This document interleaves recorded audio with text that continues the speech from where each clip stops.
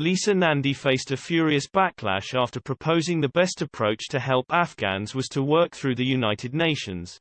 Labour's shadow Foreign Secretary was blasted for her staggering naivete as she urged members of the United Nations to put up a united front to address the unravelling situation in Afghanistan.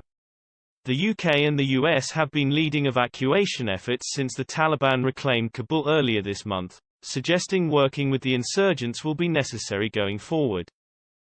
Lisa Nandy said collaboration with countries closer to the Taliban will help devise a multilateral solution.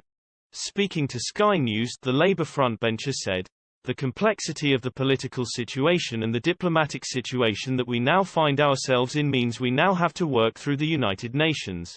We've been calling for a UN Security Council resolution because we need, certainly, to work with Pakistan, Turkey, with others who have a better dialogue with the Taliban than we do or the United States does. We need to work together in order to approach that rather than countries approaching it unilaterally. It's a very sensible call from the chairs of the Foreign Affairs Committees in a number of counties not to just take their own, isolated, approach to deal with the Taliban." She added, "If we want to make sure some of those gains of the last 20 years are upheld, we're going to get passage for the many, many people who are still stranded in Afghanistan, then we need to take that united approach."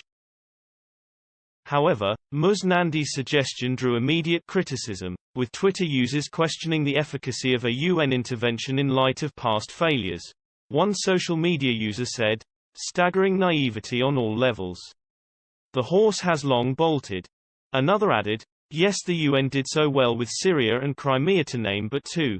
One Twitter user wrote, "The UN are a busted flush. Nandy is so far out of depth it's unbelievable. Thank goodness, she was not FSEC during this or any other time."